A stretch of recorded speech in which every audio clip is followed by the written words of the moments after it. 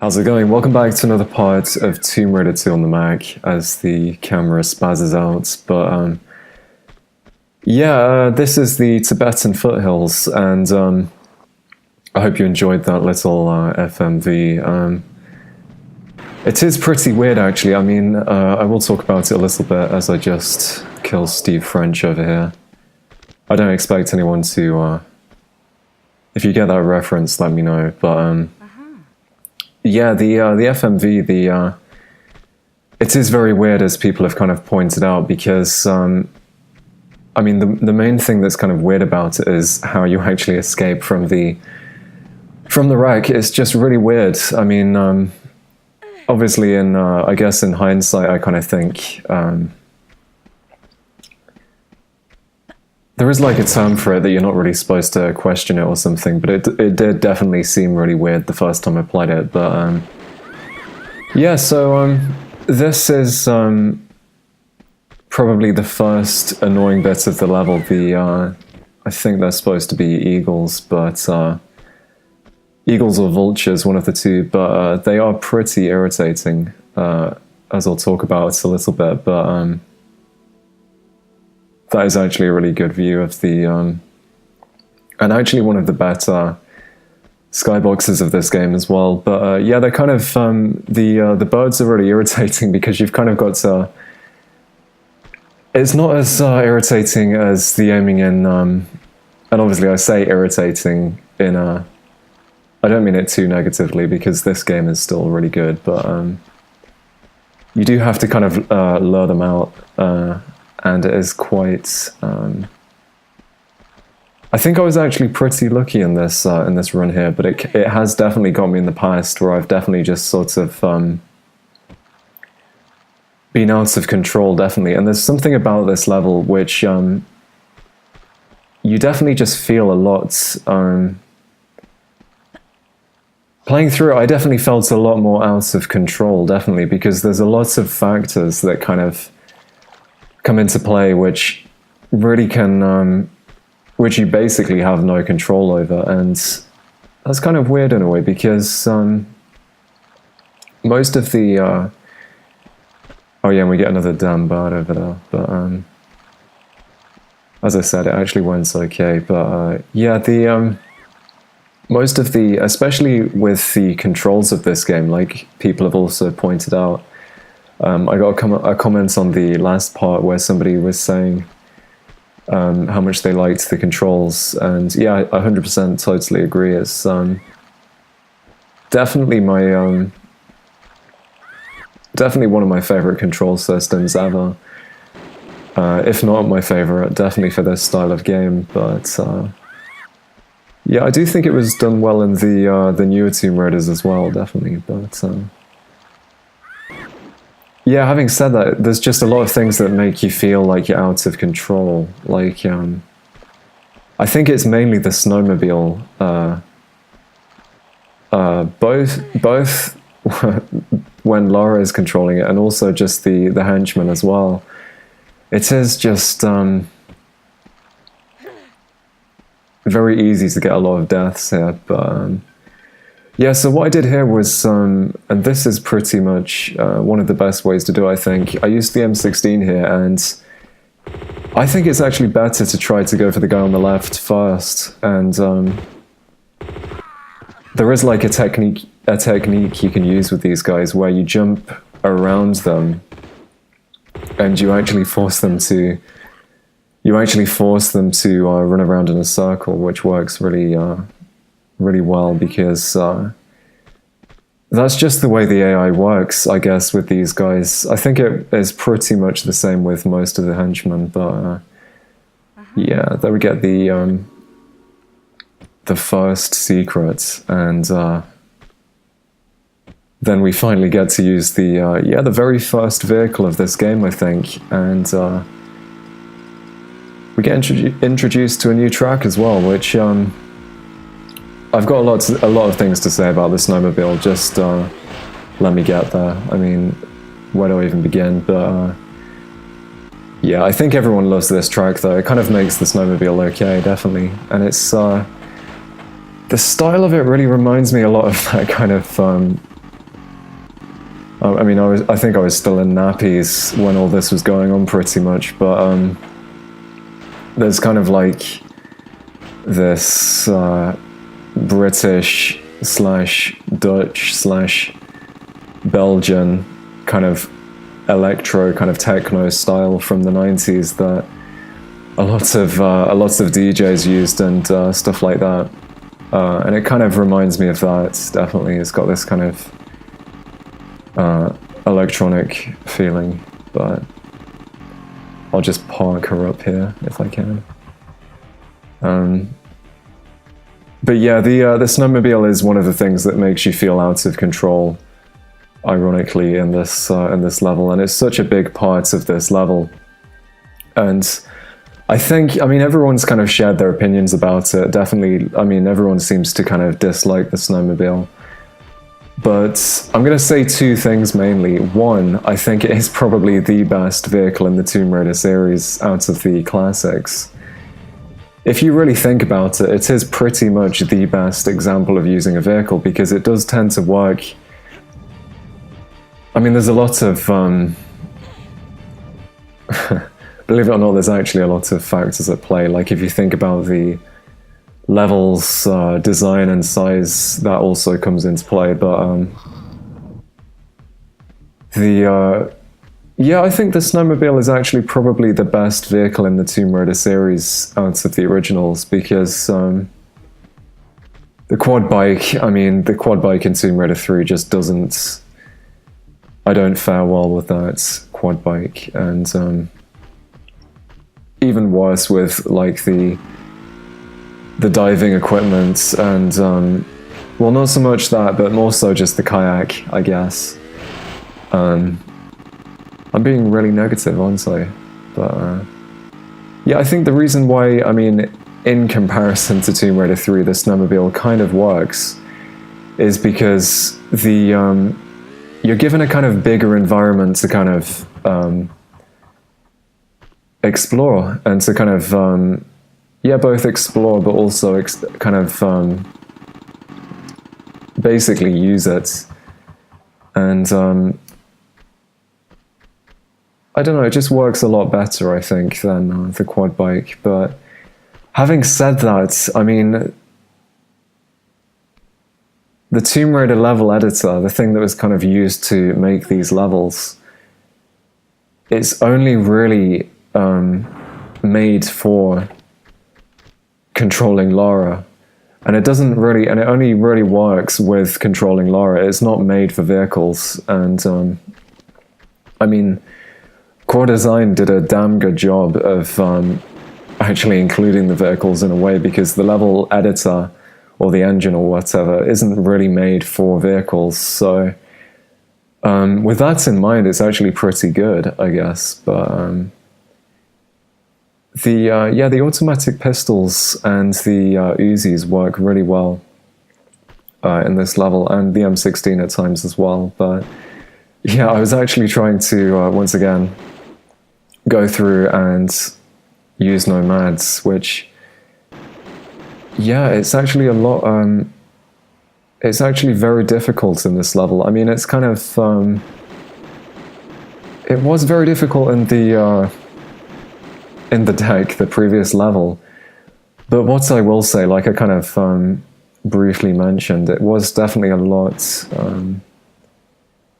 Besides that one guy that kind of attacks you from the top of the deck, you are in a lot more control in that level of yourself and your well-being than you are in this level. And yeah, like I said, definitely in this level, it is just mainly the henchmen that come at you, because they kind of, you never know where they're going to come from, and you can't really kind of I mean, unless you're like a psychic or you're clairvoyant, you can't really see where they're going to come from. But yeah, overall, I really like this this level. It's not my favorite, but I guess it's kind of interesting because we started out. I guess to anyone who doesn't know, we're basically on the path back to pretty much where we started out in the game, which is kind of interesting how we go full circle. And another interesting thing, I guess, about this level, yeah, that second secret is quite easy to find, but I'll finish my thoughts in a minute. This is actually a little technique which I've always used. I've never really, I kind of just found it myself. I think most people probably know about it, but I think a lot of people tend to do this level in different ways, but this is, I'm not so much following a guide this time.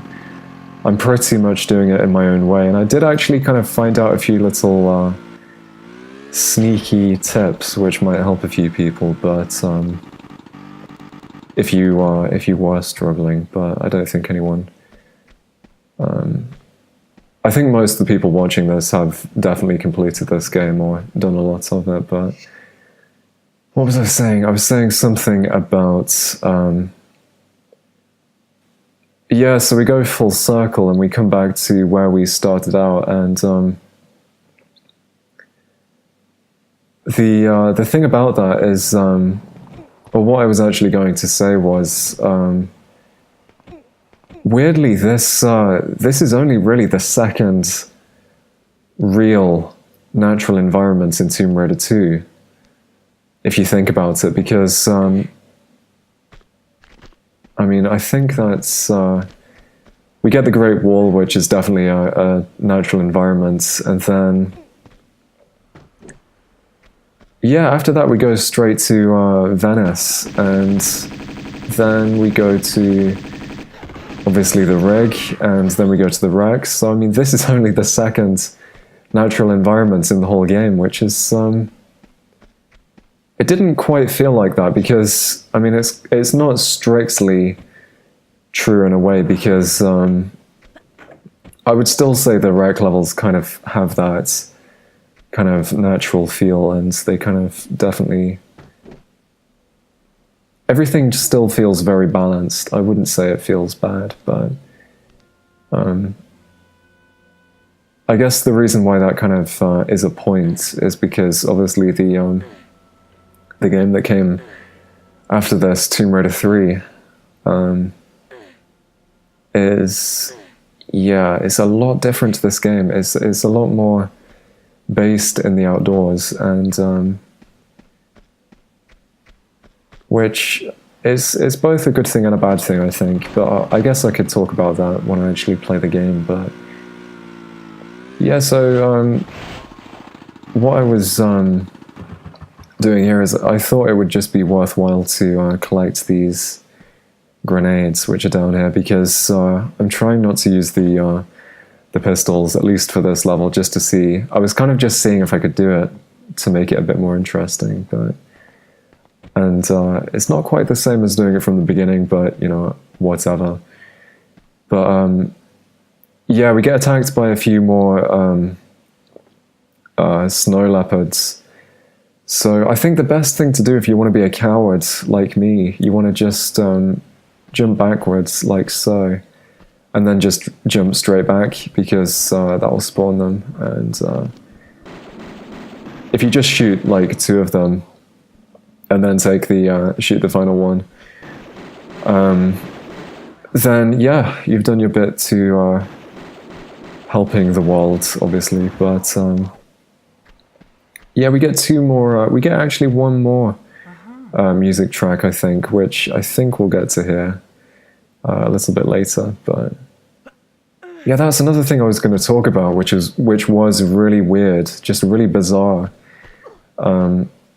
Which I kind of experienced in Venice as well. The audio kind of pitches down and up on this level a lot, and it like I said, it happened in Venice as well. And I don't have the faintest idea why that happens. I mean, I'm playing the Mac version, and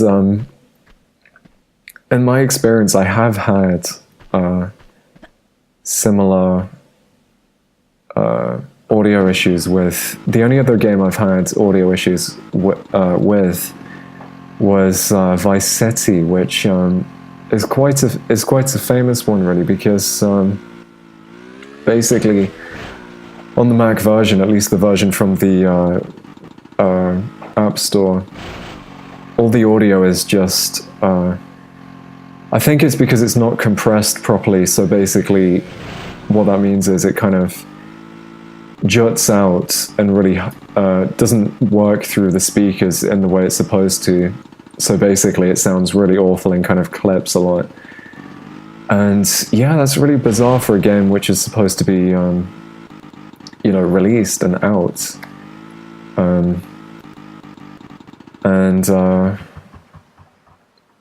So I don't know whether it's something to do with the Mac version, but I mean, you could kind of say it could possibly be to do with the, like, maybe my computer isn't powerful enough, but there's no like issues with the frame rate, so yeah, I have no idea. But yeah, the once again, I'm being a little bit negative, probably unfairly so, but because I really like this game. It's probably my favorite Tomb Raider game, like I've said. But the whole reason for half of this level, basically this part here, is just because we're collecting a single key called the Hut key, which is of course to the cabin which we saw earlier. So it definitely is. I don't think I realized it the first time I played it, but yeah, looking back, I mean, I just think that feels so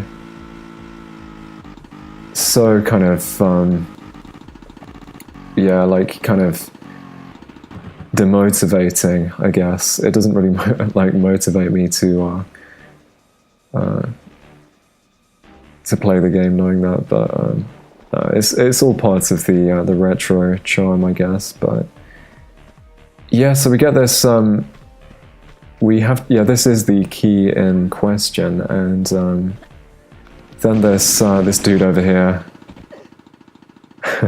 will come around the corner and get you like that. I just love how their only objective is to kill Lara, so when they've fulfilled that objective, they just stand still, like literally just like psychopaths or something. But yeah, here's a little tip. If you just stand with your snowmobile there and kind of just jump between it, I think even though they can kind of drive through your snowmobile, it definitely works a lot better like that. And you definitely want to pick up your own snowmobile at this point, because the other one, even though it has a railgun, it really doesn't work for boosting, so I don't think you can actually get over that jump there. But yeah, so that's the I think pretty much the first half of this level kind of out of the way. And of course it is a lot easier if you're not doing a nomad run of this level, definitely. But and yeah, there is a part coming up in a minute which is kind of there's a part where you kind of have to use your concentration a little bit as well, but it's actually really easy if you kind of, it is really easy if you use your patience and kind of do it in a special way. I mean, the interesting thing about these games is the fact that you can just do these, you can complete each level in such a different way each time, and everyone kind of has their own way of kind of going through the levels, and I think that's really cool, and that's definitely what I love so much about these, especially the Tomb Raider series and the Resident Evil series as well. Everyone has their own techniques, and yeah, we get another leopard there, or mountain lion, or whatever, and in fact we get two. And but yeah, this whole level feels very Tomb Raider 3-ish in a way, just purely because we are in the outdoors. And I would say Tomb Raider 2, I personally really like all the balanced environments, and the high-tech kind of environments, and kind of like, I would say, alternative takes on tombs and things, because in a lot of ways, I mean, one thing which I didn't really talk about was the fact that the Miradora is actually like a tomb in a way, even though it's not like a kind of ancient ruin. It's still a tomb, where, in a sense, because there's obviously lots of, I would say, there must have been some deaths involved with the bombing of the liner, and so it kind of acts like a tomb in a way, and it is kind of, I always found it a bit more interesting than just going to like tombs in India and or like what is it, Peru and things like that. It's definitely, I don't know, I think Tomb Raider 2 just stands out for me for some reason. But yeah, I can't wait to talk a bit more about Tomb Raider 3, but yeah, I really didn't do too well here. This is where I actually messed up pretty bad, because you can actually get these guys to and then they just go about their way, but yeah, you can get them to kind of run around in a circle like I was saying earlier, but I find the cowardly approach much more pleasing. So the funny thing is, this was actually the way I did it the first time I played the game, and yeah, it works just a-okay every time. The one thing I will say is you kind of need a bit of patience, so because they kind of will disperse in their own, they won't kind of gang up on you, and it just makes the whole process obviously a lot more, probably more boring, but definitely a lot easier, and I think it's already pretty exciting doing a nomad run, definitely. And yeah, one of the guys drops a large med pack, which I still haven't decided whether I'm gonna, I mean, maybe I'll just play through the game normally as we get going, but yeah, definitely these, this is really where the levels start to get a lot more difficult, and there are some really challenging longer levels coming up, which are going to be like a real, yeah, I don't want to say a pain in the ass, but yeah, kind of a pain, to be honest, because they do take a lot more just energy and concentration generally, and yeah, we get another ambush here, but one thing which seemed to work, I mean, I think it pretty much is different for each time you play, to be honest. But this definitely this way worked for me. Just not moving, kind of just staying motionless and kind of just staying in that bottom left corner. That really worked, and yeah, I did save a little bit more in this level, but I don't think we get any. I might be mistaken, but I didn't even bother searching this this area for stuff.